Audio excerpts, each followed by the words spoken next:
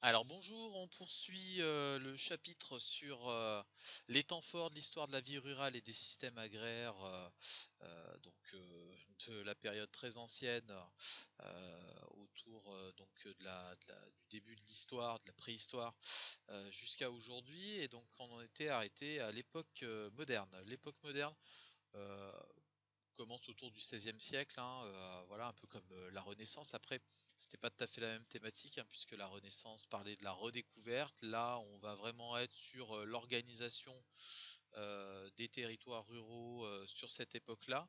Alors, bah voilà, l'époque moderne est marquée par une augmentation assez importante de l'imposition, hein, sur les populations rurales. Voilà, des impôts qui ne cessent de s'alourdir. Et donc, elle évolue, cette imposition, par rapport à la partie prélevée en nature, proportionnelle à la récolte qui diminue au profit des prélèvements en monnaie. Donc là, c'est la généralisation de la monnaie comme voilà, pour réaliser les transactions qui va, être de plus en plus présente, de plus en plus se développer. Et donc, voilà, on diminue le prélèvement nature, on demande un prélèvement en monnaie, ce qui est pas forcément évident, voilà, pour les populations rurales, parce qu'elles ont, un peu plus de difficultés à obtenir, de la monnaie par rapport, bah, voilà, aux villes qui sont, organisées de cette manière-là. Alors, dans les prélèvements, on a, la dîme, créée par Charlemagne, qui varie entre 3 et 12 et sert à couvrir les besoins des prêtres, à l'entretien des bâtiments religieux et aux pauvres également. Ce sont les grains qui sont concernés, pas les prairies, les forêts, arbres fruitiers ou animaux. Peu à peu, cet impôt est transféré aux archevêques, évêques et cardinaux. Donc la dîme, impôt qui est prélevé par l'Église, toujours en nature, puisqu'en fait, les membres du clergé, hein, ne sont pas rémunérés de manière contractuelle, hein. Voilà, donc bah, leur seul moyen de subsistance, c'est bah, de se nourrir avec la dîme, et puis également les dons qu'ils peuvent recevoir. Donc forcément, c'est quelque chose d'assez important. Alors la dîme, elle va être prélevée par les archevêques, les évêques, les cardinaux, donc voilà, on va dire le sommet de la pyramide, pour ensuite être redistribuée aux prêtres au niveau local. Ensuite, on retrouve aussi les taxes seigneuriales qui sont très variables et prélevées en nature également. Donc part de récolte ou partie de l'animal tué, ou alors les jours de travail dus au seigneur. Donc chaque année, le paysan doit à son seigneur des jours de travail. Donc c'est en tout, hein, sur une année, c'est variable selon les régions, hein, bien entendu, c'est une cinquantaine de jours, entre 50 et 100 jours de travail dû au seigneur. Quand un paysan décide de tuer son cochon, et ben, il donne la meilleure partie au seigneur, la part de la récolte également, voilà, toujours, hein, l'impôt qui s'appelle le champard, hein, qui est prélevé par les seigneurs, est toujours de vigueur. Alors, en termes de quantité, voilà, on constate, hein, que l'impôt royal triple entre 1610 et 1640, puis il va doubler vers 1690. Se rajoute la gabelle avec l'obligation d'acheter 7 kilos de sel par an et par habitant de plus de 8 ans. Donc là, vous avez une image à droite qui vous présente voilà, des bateaux qui naviguent sur les rivières et qui transportent le sel qui arrive du front de mer vers les terres. Et donc, les gens sont obligés d'acheter du sel, 7 kilos de sel par an par habitant, de plus de 8 ans. Donc, voilà, ça fait quand même une quantité de sel très importante qui est obligatoire, et l'impôt qui est prélevé pour ce sel est vraiment très très lourd pour les populations. Voilà. Même si on a du sel naturel, on ne peut pas l'utiliser. On est obligé d'acheter le sel de la gabelle, l'impôt royal. D'ailleurs, alors cette gabelle, hein, qui sera au moment de la Révolution l'impôt le plus injuste qui sera dénoncé, sera également l'impôt qui va être le premier supprimé, hein, par les révolutionnaires. Alors au total, la charge fiscale varie entre 12 et 40%, ce qui encourage évidemment à la fraude, mais pas à l'investissement. Voilà, donc dans toutes les sociétés, même les plus modernes, hein, quand le taux d'imposition est trop élevé, on a le phénomène du travail au noir qui se développe de plus en plus. Voilà. Ou voilà la fraude, c'est-à-dire la revente en dessous de main, en payant au black, hein, les produits. Au black, en fait quand on dit au black, hein, on paye pas la partie TVA, les 20%, voilà, qui sont dus à l'État. Donc voilà, hein, à l'époque c'était la même chose, hein. Les régions qui sont imposées à 40%, en général, c'est pas les régions les plus riches, hein. Et celles-ci, ben voilà, pratiquent la fraude.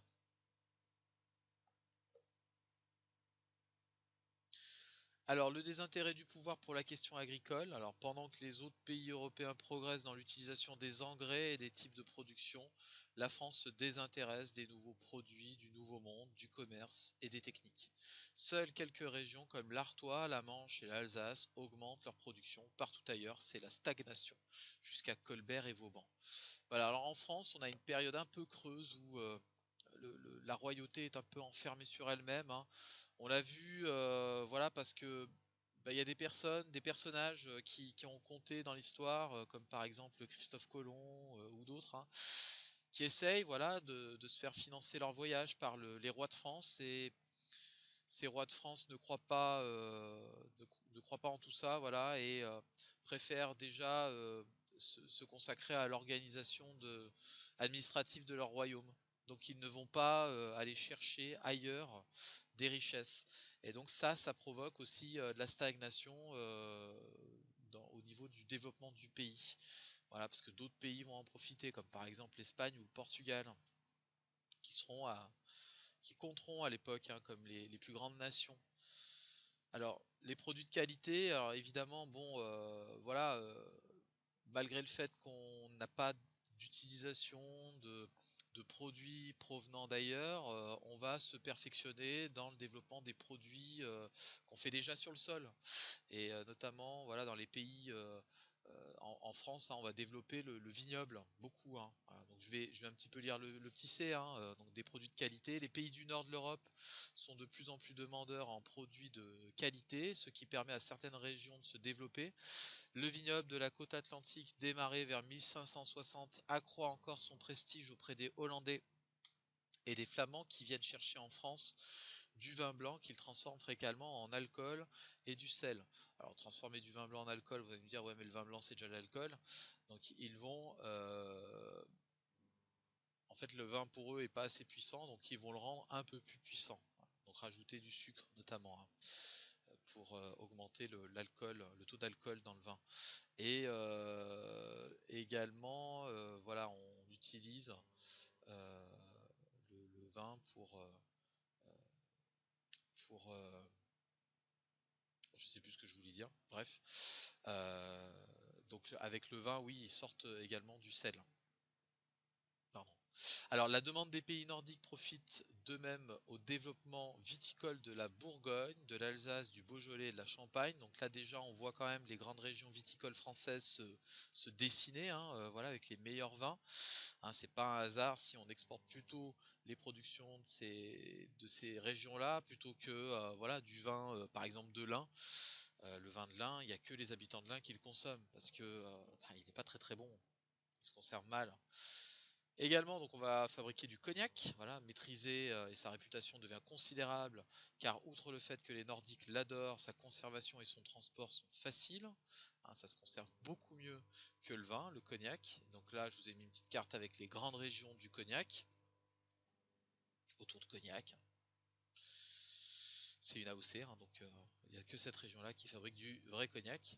Ensuite, la bière se répand et sa fabrication devient quasi industrielle, faisant la renommée de certains brasseurs de l'Est français. Les brasseurs de Cronenbourg, par exemple, dateront de 1664, leur célèbre bière. Voilà, donc quand vous achetez de la 1664, la bière 1664, c'est de la Cronenbourg, et c'est de la bière qui, soi-disant, voilà, brassée depuis cette année-là.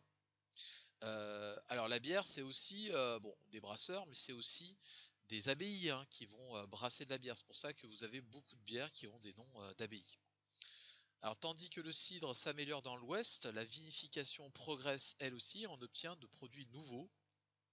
Le bénédictin Dom Pérignon, qui a vécu entre 1639 et 1715, découvre le vin mousseux de Champagne et consacre sa vie à obtenir le meilleur produit en l'améliorant la technique de production. Plus tard, dans les abbayes, les moines parviennent patiemment à mettre au point des liqueurs au cachet unique comme la bénédictine et la chartreuse. Je ne les ai pas mis en gras ces deux éléments-là, mais vous pourriez le faire sur votre texte. Voilà, le chartreuse. Bon, bah, dans le massif de la Chartreuse, hein, vous avez un monastère où les moines gardent secrètement la recette de fabrication de la chartreuse. Et quand vous allez à Voiron, vous pouvez visiter le musée de la Chartreuse et déguster de la chartreuse de différentes sortes et en acheter également, bien entendu, avec modération, tout ça. Mais du coup, voilà, ça fait partie des produits locaux, des produits du terroir qui se développent à cette époque-là et qui, encore aujourd'hui, ont leur lettre de renommée. C'est à la fin du XVIe et du XVIIe siècle que les fromages acquièrent un type local bien défini, comme les fourmages d'Auvergne, ou bien les fromages normands tels le Pont-l'Évêque, le Livarot et le Camembert. Donc là, au niveau des fromages, pareil, c'est vers ces époques-là, 16e, 17e siècle, que vont commencer les appellations des fromages que l'on connaît aujourd'hui. Alors, me demandez pas la vache qui rit, évidemment, la vache qui rit, c'est un produit industriel, donc c'est pas d'époque. Par contre, voilà, le comté, le Beaufort, le camembert, toutes ces choses-là, ça a été fabriqué de manière ancestrale et ça a été affiné de cette manière-là. Accessoirement, l'intérêt pour la culture passe par l'étude des plantes, donc la botanique, mais axée principalement sur la médecine. Alors, les religieux sont spécialisés là-dedans, hein, dans l'étude des plantes et puis de leurs effets et tout et tout. Et bien entendu, ils se privent pas pour fabriquer aussi, à côté de ça, quelques belles liqueurs qu'ils pourront consommer et parfois sans modération, eux. Alors l'instauration de la monarchie absolue, les besoins de prestige de la cour incitent par contre au développement extrême de l'élevage équin. Voilà, le cheval devient le symbole du pouvoir royal de la monarchie et donc avoir un cheval pour un noble c'est quelque chose de tout à fait normal et donc on va pratiquer l'élevage équin et on va faire de la génétique. Voilà, on va garder les meilleurs chevaux pour les faire se reproduire, pour avoir voilà, des chevaux rapides, costauds, pour la guerre, pour la course, etc., etc. Le roi se dote d'une école française d'équitation et la noblesse, la bourgeoisie, les militaires se spécialisent dans l'art du dressage.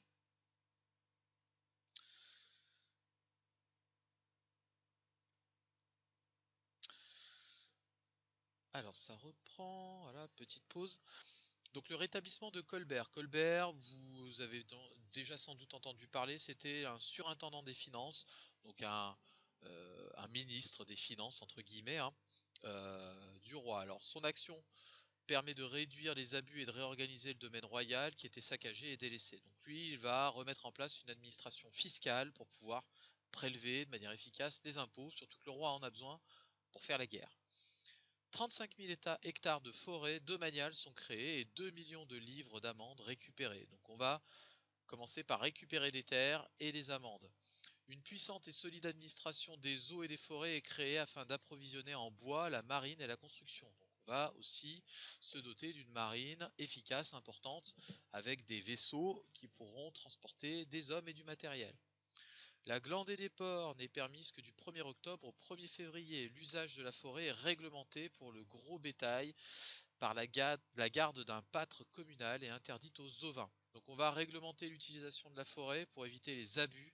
C'est comme ça que le roi va récupérer 2 millions de livres d'amende d'ailleurs. Hein, voilà. C'est en réglementant l'utilisation des forêts. Le droit de prélèvement du bois de chauffage et la construction par les communautés est aboli. Donc avant, le paysan avait le droit de ramasser ce qui était au sol. Donc il pouvait ramasser le bois au sol. Là, c'est interdit. On interdit cette récupération-là. Donc ça va entraîner des soucis quand même de chauffage dans les chaumières, surtout pour la période hivernale. Il va falloir donc qu'on travaille pour pouvoir gagner de l'argent pour s'acheter du bois de chauffage. En 1655, la reproduction dans les haras est réglementée. Donc on va également mettre en place un impôt pour la reproduction des chevaux. Ben oui. Vauban et ses réflexions sur le monde paysan.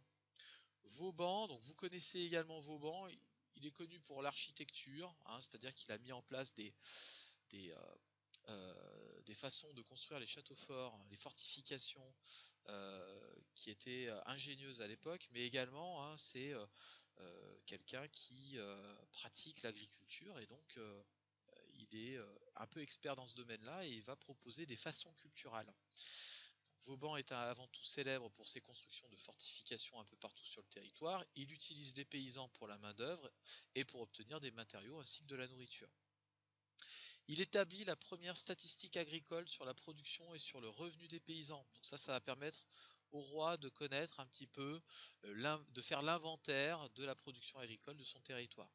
Il rédige 12 volumes qui s'appelleront Mes oisivetés. Hein, quand on est oisif en général, c'est quand on ne sait pas quoi faire.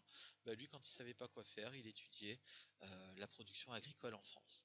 Alors, donc, dans ses oisivetés, il va étudier notamment le problème forestier, l'élevage des porcs et la condition paysanne. Il décrit la France de son époque avec lucidité. Sur 10 Français, un mendie, 3 sont misérables, 5 vivent à peine de leur travail. Donc ça veut dire que voilà, il reste, si je calcule, hein, 1 Français sur 10, 3 sur 10 et 5 sur 10, ça fait 9 sur 10. Le 1 dixième qui reste, hein, ça va être la population qui va faire partie des notables et des bourgeois. Hein. Donc somme toute, les 9 dixièmes de la population sont menacés de maladies, de misère. Le moindre accident est fatal et la charge fiscale repose presque entièrement sur le menu peuple, c'est-à-dire sur les plus pauvres. Pour la première fois, les nobles épargnés jusque-là sont imposés. Donc là, on va, avec Vauban, tenter d'imposer les nobles, ce qui va avoir évidemment un succès assez mitigé, puisqu'on ne touche pas à l'imposition des nobles. Hein. Il n'y a pas d'impôt sur les nobles, normalement. Ils sont privilégiés. Donc ça ne va pas durer, évidemment. Le XVIIe siècle se termine avec la mort de Louis XIV. Louis XIV, c'est le fameux roi Soleil, le roi qui aura eu la plus grande importance dans le développement du royaume, dans les guerres de conquête, tout ça. Pour autant, à sa mort, le pays est ruiné complètement. Voilà, à cause des guerres européennes. Voilà, il aura prélevé beaucoup d'impôts, mais en même temps, il aura fait beaucoup d'emprunts. Donc voilà, le pays est au bord de la banqueroute. Les techniques agricoles stagnent, la population s'accroît très lentement malgré tout, et la densité rurale atteint un point d'étouffement, si bien qu'à l'aube du XVIIIe siècle, les régions de moyenne montagne comme le Vivarais, les Cévennes, le Haut-Quercy, les Pré-Pyrénées sont surpeuplées et construisent des terrasses ou banquettes plantées de châtaigniers, qui sera l'arbre à pain. Donc, comme on réglemente également la production de pain, du coup, pour remplacer le pain, on utilise la châtaigne qui, elle, n'est pas taxée au début, hein, puisqu'elle va l'être ensuite. Hein. Et voilà, le châtaignier, ça produit quand même pas mal à une certaine époque de l'année, ça se conserve pas trop mal et ça nourrit plutôt bien. Donc, ça aide les populations à survivre. Mais voilà, on a voulu inciter les gens en fait à pratiquer de l'agriculture et on arrive dans un système qui est complètement à bout où l'agriculteur n'arrive plus à vivre de sa production, il paye trop d'impôts. Donc c'est un moment important où on va avoir un premier phénomène d'exode rural puisque les gens vont partir. Ils vont partir vers les villes, mais pas seulement, ils vont aussi partir vers le nouveau monde. Et donc c'est là où on parle du développement des colonies.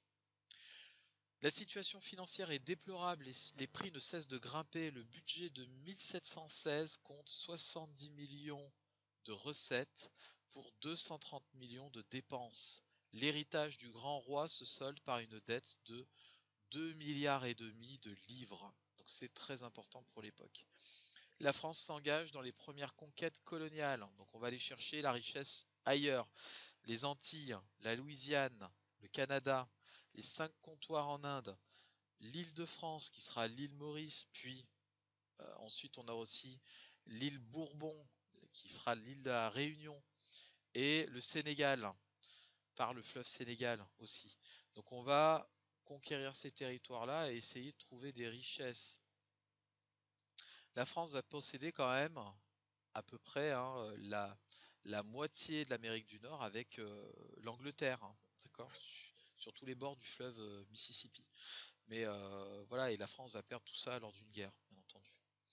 Alors les navires qu'on appelle des négriers de l'Atlantique, qui partent de Nantes, La Rochelle ou Bordeaux, commencent le commerce triangulaire fondé sur la traite des Noirs, échangeant tissus, verroteries, armes contre des esclaves vendus par des trafiquants en Afrique, puis ensuite revendus en Amérique, et ensuite on retourne en France avec des cargaisons de rhum, de sucre de canne et des produits coloniaux. Donc c'est ce qu'on appelle le fameux commerce triangulaire. Vous avez le schéma qui est sur la carte de droite, hein. Donc on part d'Europe avec de la pacotille, un verroterie, c'est des miroirs, c'est des choses comme ça. On les vend, enfin on les échange contre des esclaves. Alors en fait on incite les tribus en Afrique à se battre entre elles pour capturer des esclaves et ensuite les revendre sur des comptoirs. Les comptoirs, c'est des zones franches qui sont sur le bord de mer, donc là où les bateaux accostent, et donc les tribus noires arrivent dans ces zones-là, échangent les esclaves contre de la pacotille, et ensuite ils repartent chasser les autres tribus. Les bateaux remplis ainsi d'esclaves partent pour les Antilles, et là on va vendre les esclaves contre des choses qui valent un peu plus cher, voilà, du sucre, du rhum, de l'or. Et là on revient en Europe avec tout ça et on le revend, ce qui rapporte beaucoup d'argent, bien entendu. Vers 1750, l'axe économique majeur du pouvoir est encore celui du commerce maritime qui quintuple entre 1716 et 1787. Mais les Anglais deviennent les principaux concurrents des marins bretons, normands, saintongeais. Donc Saintongeais, c'est de la région qui est située au nord de Bordeaux. Des Basques s'installent au Québec comme colons. Donc là, c'est avec Jacques Cartier, hein, voilà, la conquête de l'Amérique du Nord, hein, par le fleuve Saint-Laurent. Là, sur toute cette zone-là, la France va s'installer. On va appeler cette région-là la Nouvelle-France, en opposition à la Nouvelle-Angleterre, hein, qui sera ici. Et là, les colons français vont fonder les premières villes importantes qui perdurent encore aujourd'hui. Voilà, Montréal, la ville de Québec, et puis d'autres encore. L'Angleterre, premier pays colonial, réforme rapidement son agriculture, au contraire de la France qui est bloquée par des structures médiévales comme les péages, les douanes, les jachères obligatoires. Donc ça va freiner un petit peu le développement agricole parce que les paysans on va pas les inciter en fait à produire davantage puisque on paye toujours des impôts très très lourds, mais ça aussi c'est dû à la dette de la France. L'époque des grands travaux. Donc on va quand même essayer d'augmenter la surface cultivable du territoire, hein. 40% des terres sont propriétés paysannes avec des petites parcelles, 10% appartiennent au clergé, un quart à la noblesse, ils représentent 2% de la population.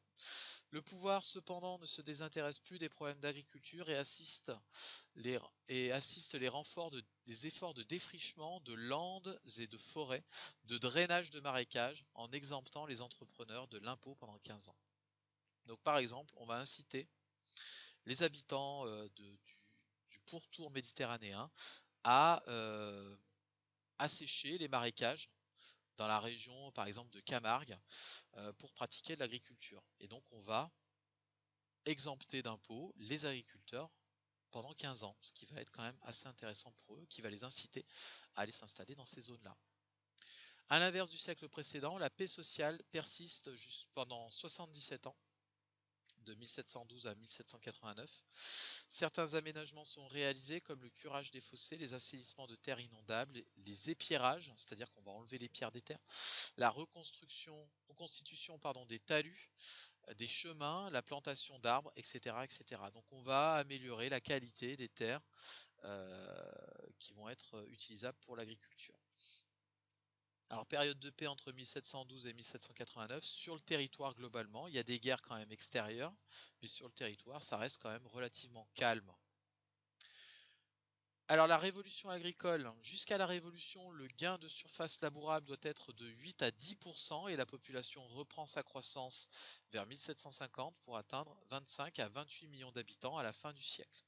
La création de sociétés d'agriculture régionales, puis d'une société royale d'agriculture composée de nobles et de savants issus des Lumières permettent de développer de nouvelles techniques comme par exemple la préconisation du fumier pour la fertilisation, des labours répétés, introduction de légumineuses fourragères telles la luzerne, le sainfoin, le trèfle pour résoudre les problèmes de la nourriture aux animaux. Donc voilà, les animaux, on les laissait manger du foin, des choses comme ça, mais la qualité nutritive quand même des aliments animaliers n'était pas forcément top, et donc on va développer quand même des productions qui vont être intéressantes pour les animaux et qui vont aider à avoir quand on donne une meilleure alimentation aux animaux, forcément derrière, ils produisent plus de lait, plus de viande. La création de prairies artificielles, l'introduction de la pomme de terre, la rave et de la betterave vont aussi aider à améliorer la qualité de l'alimentation au départ animale puis humaine. On cultive cependant de plus en plus la tomate et le haricot, plantes américaines, et le maïs se propage dans le sud-ouest grâce au canal du Midi. Je vous ai dit, le maïs, il faut beaucoup d'eau. Et donc, le canal du Midi, qui va être une œuvre architecturale importante à l'époque, va permettre d'irriguer les terres. La région se met à consommer le maïs en bouillie, dans le sud-ouest, tandis qu'elle exporte ses céréales aux Antilles, et au XVIIIe siècle, la rotation blé-maïs est partout adoptée. Donc, on cultive du blé, puis du maïs. En fait, on se rend compte que le maïs et le blé ne demandent pas forcément les mêmes éléments nutritifs du sol. Donc c'est compatible de faire une rotation de ce type-là. C'est rentable. On n'appauvrit pas la terre, ou moins rapidement. Quant aux forêts, leur état devient alarmant avec une superficie de l'ordre de 13% du territoire. Donc là, le problème c'est que comme c'est la seule source d'énergie, on va l'utiliser jusqu'à pratiquement l'épuiser. Car la demande en bois de chauffage pour l'industrie métallurgique, la marine, la fabrication du verre va croissant. On propose d'introduire le cèdre, le pin d'Autriche, le peuplier d'Italie et de pratiquer une véritable sylviculture. La sylviculture, c'est pas la culture des sylvies, c'est la culture du bois. Voilà, donc on va se spécialiser dans la culture du bois aussi dans le milieu agricole. Pas faire que des céréales. Alors les mauvaises conditions climatiques qui règnent depuis 1788 entraînent les récoltes désastreuses, ce qui provoquera la révolution de 1789. Donc en 1788, juste avant, il y a une éruption volcanique qui va provoquer de mauvaises récoltes, des pluies, du froid, et ça va entraîner la révolution de 1789. Voilà. Ça, on en avait déjà parlé précédemment. Donc la prochaine fois, on se retrouvera sur l'époque contemporaine, donc la première partie de l'époque contemporaine, 1789-1881, pour parler un petit peu d'histoire de la vie des sociétés rurales de l'époque en France. Voilà, je vous remercie, je vous souhaite une bonne journée, bonne fin de journée, et puis à une prochaine fois.